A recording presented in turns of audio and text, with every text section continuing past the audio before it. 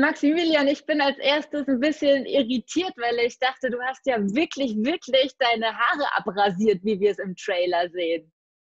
Hab ich Ist auch. einfach so schnell nachgewachsen. Ja, wir haben das im Januar gedreht und jetzt sind die Haare schon wieder da.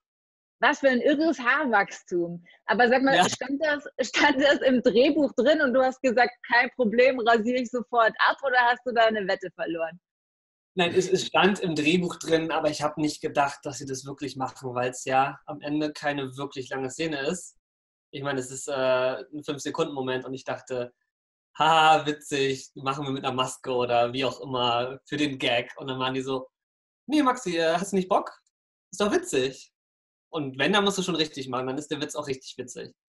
Ich so, Aber das heißt, das war dann die allerletzte Szene, oder? Weil ja, kann man ja genau. nicht nochmal drehen. Ja, gab es auch Krise, weil wir davor nochmal diese ganzen Interviews gedreht haben, wo ich immer aus dieser Perspektive erzähle über die Geschichte. Und dann am selben Tag abends sollte die Szene mit den Haaren passieren und plötzlich haben die angerufen und meinten, hey, scheiße, das ganze Material ist weg von diesem Interview, wir dürfen noch nicht rasieren, wir müssen die Interviews nochmal neu drehen. Und es war so, oh nein, und dann mussten wir 5 Stunden nochmal warten am Set und darauf warten, ob das Material doch noch gefunden wird. Und dann wurde es zum Glück gefunden und dann konnte ich mir die Haare abrasieren. Und dann Bei so äußerlichen Veränderungen, wo wäre da für euch als Schauspieler die Grenze? Also bei was wärt ihr nicht mehr dabei? Ein echtes Piercing oder so, also alles, was danach nicht mehr weggeht, ne? Also, und sonst ist es für eine Rolle, wenn es eine tolle Rolle ist. oh, Piercen würde ich mir auch noch lassen. Echt? Fast nicht Ja. mehr weg? Kannst ja nichts mehr spielen. Ach, das Also wächst ich ja wieder würde mir, zu. ich würd mir ein Ohrloch stechen lassen oder so für eine Rolle, wenn ich das brauche. Ja, eine Nase oder so, oder hier, das wächst ja wieder zu, wenn du es nicht lange Das drin wächst lässt. wieder zu? Danilo, wir erinnern dich an deine Aussage, wenn du bei der nächsten Rolle dann mit Piercing dastehst. Ja, eben. Also, Aber sag mal, wie hat es euch denn jetzt eigentlich gefallen, die Staffel 2 im Vergleich zur Staffel 1? Ich für meinen Teil muss sagen, ich musste noch viel mehr lachen als bei Staffel 1. Wie ging es euch da? ja, Wir ähnlich. auch. Ja. Also, ist ja einfach schön zu sehen, wenn man einen Charakter irgendwie erklärt hat und erzählt hat, dass man mit dem dann spielen kann irgendwie. Und das hat auf jeden Fall mega Spaß gemacht. Du kannst sie halt in so total andere Settings reinwerfen und so abstruse Situationen darstellen, weil du ja eben schon weißt, wie die Charaktere drauf sind.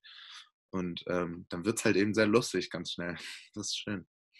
Wir hatten aber auch wahnsinnig viel Spaß. Ich glaube, deshalb ist es auch sehr lustig geworden, weil wir einfach uns jetzt kannten. Wir waren sicher in dem, was wir machen und konnten dann einfach nur noch genießen und diese absurden Situationen spielen und weinen und heulen und streiten und uns schlagen und einfach das machen, was die Drehbuchautoren da dachten, was wir vielleicht können oder uns zugetraut haben. Die haben uns auch sehr viel zugetraut. Da war ja auch beeindruckt, dass sie denken, dass wir das hinkriegen, was die uns da geschrieben haben. Aber ich glaube, das hat ziemlich gut geklappt.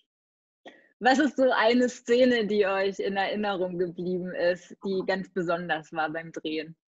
Die Spaghetti-Szene, wo wir einen Spaghetti-Turm aus Marshmallows bauen mussten. Das war ein intensiver Tag und die Szene ist eigentlich 3 Minuten lang und im Schnitt ist sie, glaube ich, 20 Sekunden geworden, äh, weil wir da echt, es war ein ganz schönes Abenteuer, diese Szene, sehr emotional und extrem und Geschreie und Geheule und am Ende haben die das alles rausgeschnitten, weil das alles viel zu viel und viel zu dramatisch war. Aber der Drehtag war sehr intensiv und anstrengend. Also ich dachte, es lag am Spaghettiturm. Mhm. Nee, das war der Drehtag, wo wir morgens reinkommen und alle den Text nicht konnten, ne? Ja. Abends war das, Was? der Abend davor.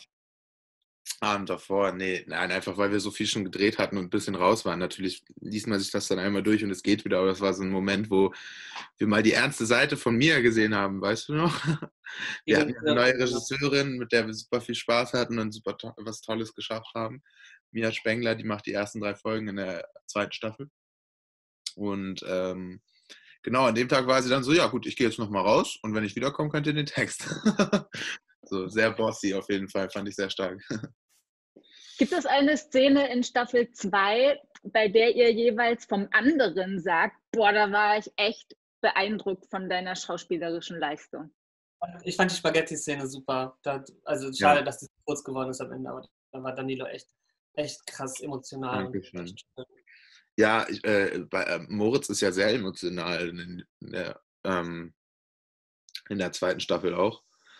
Ich weiß nicht, hast du mal gezählt, wie oft Moritz weint? Dreimal? Also auf jeden Fall ein paar Mal. Und da, also wenn man bedenkt, dass wir nur 6 Folgen haben. Und ja, da waren auf jeden Fall ein paar Sachen dabei, da wo wir auf der Schultreppe sitzen und Moritz uns was beichtet und so. Das werdet ihr auch alles noch sehen. Da war ich auch sehr beeindruckt. Bei diesem Weinen, Maximilian, da dachte ich mir, boah, der Typ hat noch mal irgendwie an seiner Rolle gefeilt für die Staffel 2. Liege ich da richtig?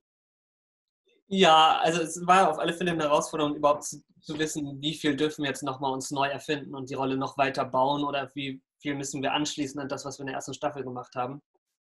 Und hatten dann aber auch mit Mia, die da Regie gemacht hat in den ersten 3 Folgen, viel Proben vorher gemacht und sie wollte nochmal, dass wir uns so neu erfinden in der Rolle auch und noch weiter reingehen. Und dann, es hat schon Spaß gemacht, einfach so viel Blödsinn machen zu dürfen. Auch. Das war schon sehr witzig.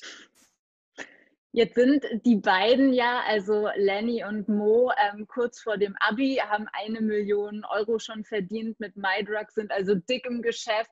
Würdet ihr gerne mal Leben mit denen tauschen? Also ich würde, mit Lenny ist ein bisschen problematisch zu sagen, dass man das Leben tauschen wollen würde. Ich meine, der hat ja nicht mehr so viel davon übrig. Das stimmt, ja. Aber Maxi auch nicht, oder? Nee, oh Gott, so viel wie Moritz leiden muss, aber natürlich auch selbstverschuldetes Leiden, weil der einfach... Ja, auf jeden Fall, was bei Lenny ja nicht der Fall ist.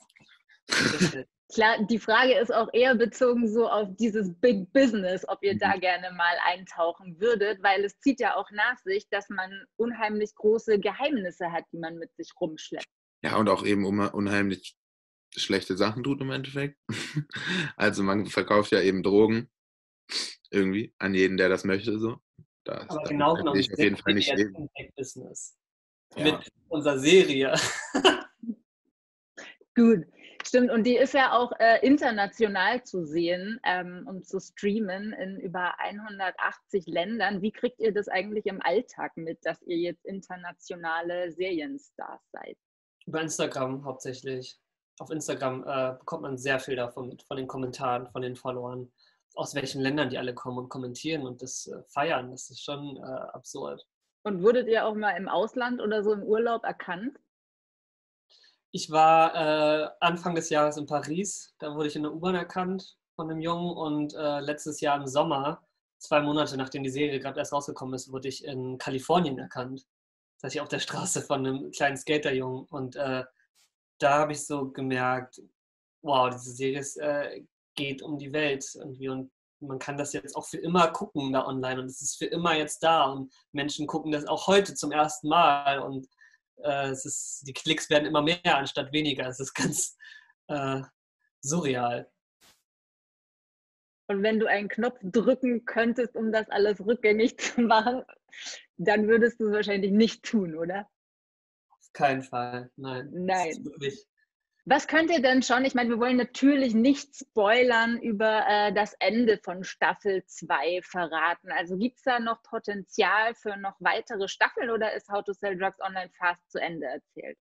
Ja, ist jetzt schwierig mit Spoilern, ne? Aber also Stoff ist auf jeden Fall da und Bock ist auch auf jeden Fall da, also wenn man das so sagen kann. So, ich glaube, das ganze Team hat auf jeden Fall Lust, eine 3. Staffel zu machen und wir hoffen, dass halt eben die 2. dementsprechend gut läuft, damit wir das irgendwie machen können vielleicht. Auf jeden Fall. Eine Frage habe ich noch, wie sieht es denn aus mit allen Tieren, die mitgespielt haben jetzt in der 2. Staffel? Haben die am Ende alle Beine behalten? Ja, das hat mich sehr umgetrieben, muss ich sagen. Ja, ich finde es auch ein bisschen hart. Es ist so absurd, ja. Es ist so bescheuert, es ist so schrecklich. Auch als Hund, also ich habe jetzt keinen Hund oder so, aber ich bin auf jeden Fall Hundefreund. Ja. Leute, wollt ihr mir gerade verkaufen, dass hier ein Tier sein Bein verloren hat für Staffel 2? Also das Witzige ist, oder? Also das waren 3 Hunde. Die eine hieß tatsächlich Susi und ihre 2 Töchter quasi, also ihre 2 Welpen, Kinder, weiß ich nicht. Und die sehen sich halt sehr ähnlich und die eine hat tatsächlich die hatten beide einen Autounfall, wo das eine Kind den Schwanz verloren hat und das andere ihr Bein. Nein. Ja. Man sieht es tatsächlich auch in einer Szene, dass der Hund mit 4 Beinen einmal keinen Schwanz hat, wenn sie einmal den Flur langläuft. Und Aber die Idee, die Drehbuchautoren hatten nicht die Idee beim Schreiben, oh, es wäre ja witzig, wenn der Hund ein Bein verliert, sondern die haben einen Hund gecastet, der da sein sollte, und dann haben sie gesehen, dass dieser Hund auch noch eine Tochter hat mit nur 3 Beinen und waren so, also es ist zu krass, wenn wir das jetzt sagen, dass der Hund ein Bein verliert in der Serie und das einfach so dann faken. Ja, es ist zu krass. Oh nein! Ich habe gehofft, ihr sagt mir jetzt, nein, das haben wir alles in so einem Computertrick. Ja. Nee, oh nein! War das nicht. Aber trotzdem, also kerngesunde Hunde auf jeden Fall, kann man an der Stelle nochmal sagen, auch wenn ihm leider ein Bein fehlt, so ist es ein sehr lebhafter, süßer Hund gewesen. Der kommt dann, also wenn es weitergehen sollte, irgendwann wäre der dann wahrscheinlich auch wieder da. Besser ein Bein ab als 2. Ja. Genau, Mann. Aber das ist halt jetzt lustig, weil wenn wir weitermachen sollten, dann würden wir dann halt mit diesem jungen Hund weitermachen müssen, nicht mit dem alten, der ja so toll war. Weil der Junge natürlich nicht so gut erzogen ist. Ne? Ja. Na gut, mal schauen. Verstehe. Das sind Probleme für die nächste Staffel, sag ich mal. Sag mal, gibt es gerade, letzte Frage, gibt es gerade noch eine Serie außer How to Sell Drugs Online Fast 2, die ihr empfehlen würdet zu gucken? Ja, wenn wir in Deutschland bleiben, dann auf jeden Fall die neue Staffel Dark. Ja, würde ich auch sagen. Bin ich auch gerade noch dabei, bin noch nicht fertig, aber die hat mir ziemlich gut gefallen bisher. Okay, aber die ist ja auch wahnsinnig kompliziert. Also wenn man dann eine neue Staffel anfängt, muss man erstmal anfangen, die alten alle wieder zu gucken. Macht ihr das dann? Oder steckt ihr da voll drin oder? Und blickt da durch? Es gibt so richtig gute Recaps auf jeden Fall. Ja, der habe ich mir angeguckt. Ich habe mir auch ein Inhaltsverzeichnis nochmal durchgelesen, um das nochmal zu verstehen, was passiert ist in den vorherigen Staffeln. Aber es war mir zu lang, um es mir nochmal anzugucken. Tatsächlich, ich glaube, da kann ich auch noch einmal angucken. Okay, und als nächstes gucken wir natürlich How to Sell Drugs Online Fast 2. Vielen Dank für das schöne Interview. Sehr gerne. Bis bald. Bis bald. Tschüss.